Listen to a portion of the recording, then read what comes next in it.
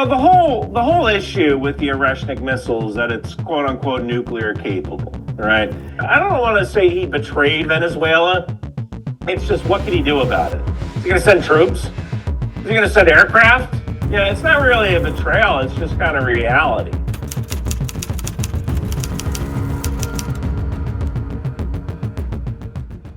Hello everyone, my name is Alex and today I'm wearing Ukraine t-shirt, which means you on the channel Alex from Ukraine. And today we are joined by a very special guest, OSINT analyst, YouTube creator and author Ryan McBeth. Thank you for joining us today, Ryan. Well, thank you for having me again. Last week, Vladimir Putin faced a major humiliation after the Russian tanker Marinera was seized. Just days later, the UK government announced plans to introduce legal mechanism to seize additional vessels from Russia's so-called shadow fleet. Does this signal that the US has effectively set a precedent, opening the door for other countries to go after Russia's shadow fleet as well? Yes, I mean, theoretically, yeah. Ukraine has never had an excuse, never needed an excuse to do that. When the U.S. did it, was how the response from Russia wasn't all that great. They fired an oreshnik missile, like whatever. They don't have a lot of those things. But what's kind of interesting is that it's almost like President Putin doesn't want to antagonize President Trump. He'd rather let him have that victory. Let him take that tanker. Fine, whatever. And that still leaves the door open for negotiations for Ukraine, rather than taking a more hardline stance against against taking that tanker. Mainly because it just makes it easier to try to negotiate for Ukraine's surrender if you don't piss Trump off, right? So, one leaky oil tanker versus getting what Putin wants in Ukraine, it's a kind of an easy political choice. Since the United States has already seized the Marinera, a tanker linked to a businessman from annexed Crimea, could the British initiative mark the beginning of a full-scale maritime blockade of Russian energy exports in Europe? It certainly could. That all depends on how other countries view these tankers. I mean, one of the issues is that a lot of these tankers, they for some countries to take action against them, what they have to do is kind of enter their territorial waters, right? And a lot of these shadow fleet tankers, what they do is they stay outside of certain waters. So there are shades of gray to the shadow tanker fleet or to the black fleet. So you might have a tanker and the shadow fleet is essentially a shadow fleet because a lot of these vessels aren't insured, or they go under different flags of convenience, or they turn off or spoof their transponders. So one thing that's done is they'll have an oil tanker fill up with oil, and they'll go outside that 12-mile limit in international waters. They'll offload that oil to a shadow fleet tanker. That shadow fleet tanker will take it near its destination, where another registered ship will come out and accept oil from that tanker. Now that sounds great, right? It sounds like a great scam you got going there. But I think the difference is that if there is some sort of oil spill in international waters, well, typically the insurance company or the agency for that, the owner of that ship will have to remediate that oil spill. But if there's no insurance, then what do? Right?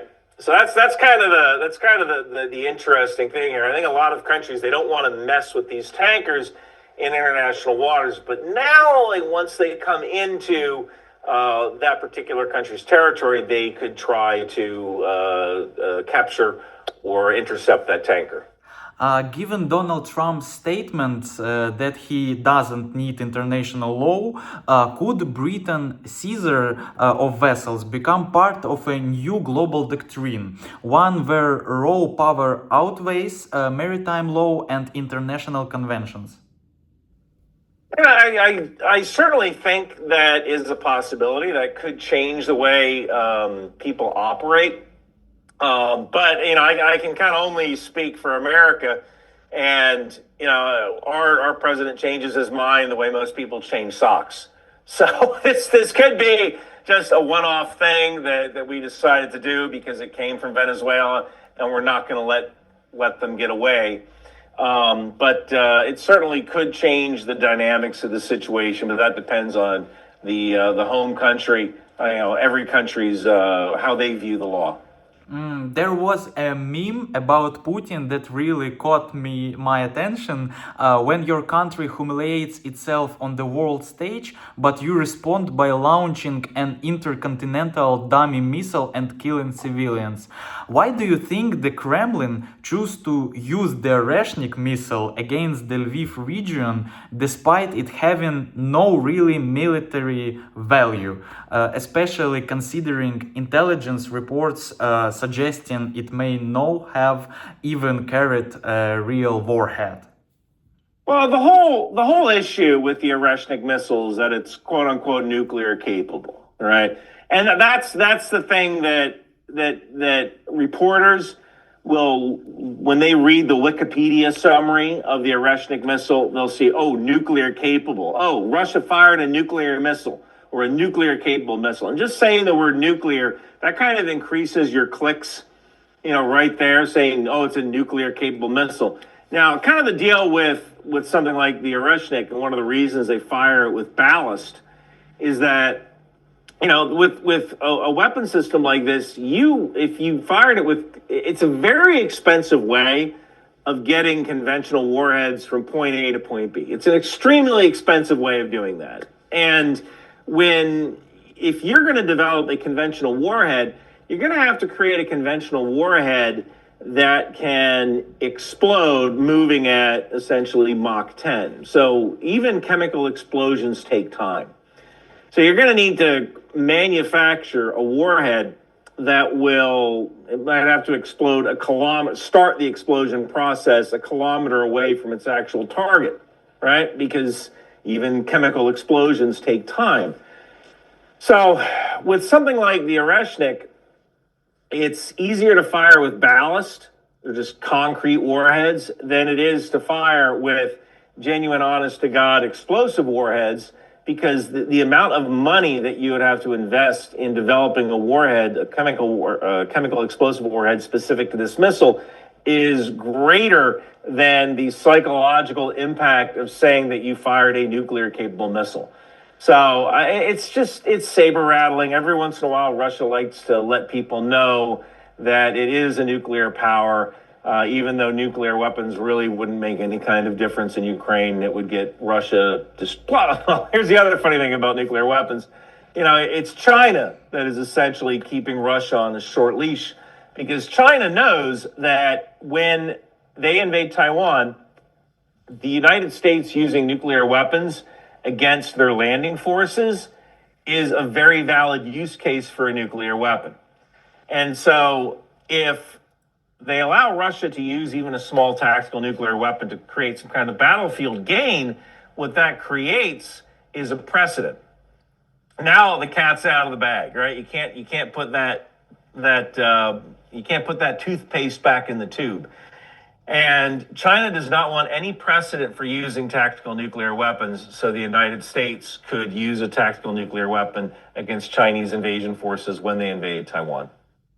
The US response to the oreshnik launch was brief, calling it a dangerous and unclear escalation. In your view, how dangerous is Russia's missile saber rating, particularly with a system designed to carry a nuclear payload for Europe and the broader world? I wouldn't say it's too dangerous. I mean, they have a limited supply of these things. They're intermediate range nuclear weapons.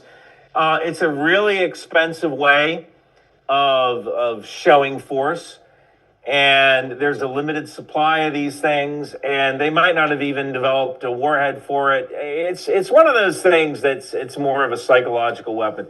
It might not feel like that if you're in Ukraine and you have missile warnings waking you up in the middle of the night, but it's more of a psychological tactic than it is an actual military tactic. I mean, look, if nuclear weapons would have been effective in Ukraine, Russia would have used them, especially tactical nuclear weapons. They could have used them during Ukraine's counterattack across the Oskil River. That would have been an ideal place to use a tactical nuclear weapon because it would have stopped that advance just like that. They could have used it 2-3 years ago when they still had forces that could exploit a breakthrough, because it is a standard Russian tactic and honestly a standard Cold War U.S. tactic to use a tactical nuclear weapon to create a breach, and then you run those forces through that breach. You know, if you're in a mechanized unit and you're inside of a vehicle, you are protected from radioactive fallout. And there's ways of exploding a nuclear weapon so it doesn't create a lot of radioactive dust, a lot of radioactive fallout. So using a tactical nuclear weapon at a breach point or to stop an advance is a valid use case. And if Russia had thought it would be effective, they probably could have used it, and they've chosen not to. So I don't put too much credence into their nuclear saber-rattling. And now, quick blitz. Fast questions, fast answers. What's your favorite movie or movies? It's my favorite movie. I was thinking about that just yesterday. Probably Die Hard, but Unforgiven is a close second. Yeah. Do you prefer daytime or nighttime? I get a lot of my work done at night. Yeah. How long ago did you start smoking cigars, and which cigar do you prefer? That's kind of like asking a parent who's their favorite kid. I guess I started smoking cigars probably about 30 years ago, maybe 20 years ago. I used to smoke cigarettes, and I actually don't remember why I stopped smoking cigarettes.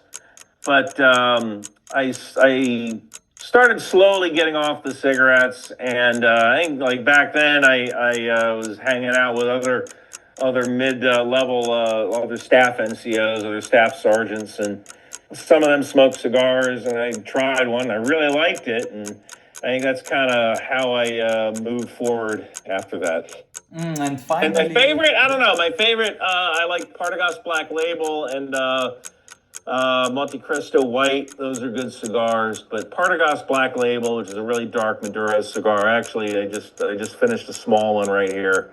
Yeah, that's probably my favorite. And finally, what's your favorite book and author? Oh boy, that's a tough one. I think probably one of my favorite books was by George Orwell, and the book was called Burmese Days. I think that the reason I liked it so much is that it's a very depressing book, but it essentially is a fictional account of George Orwell's time when he was a policeman in India. And it's about a guy who runs a logging company, and he falls in love with an English girl who's sent over to India because she couldn't find a man in England. And the efforts of this one Indian guy who tries to sabotage the relationship. I mean, it's such an interesting snapshot of time. In the 1930s in India. Kind of at the, I don't say the height, but right before the British Empire started to flag and fall. That was a pretty interesting time. Yeah, it's not so popular, but almost it's my lovely book of George Orwell. But my personal favorite book is The Last Republic and Lies to a Rule Man, which you can purchase using the link in description below this video.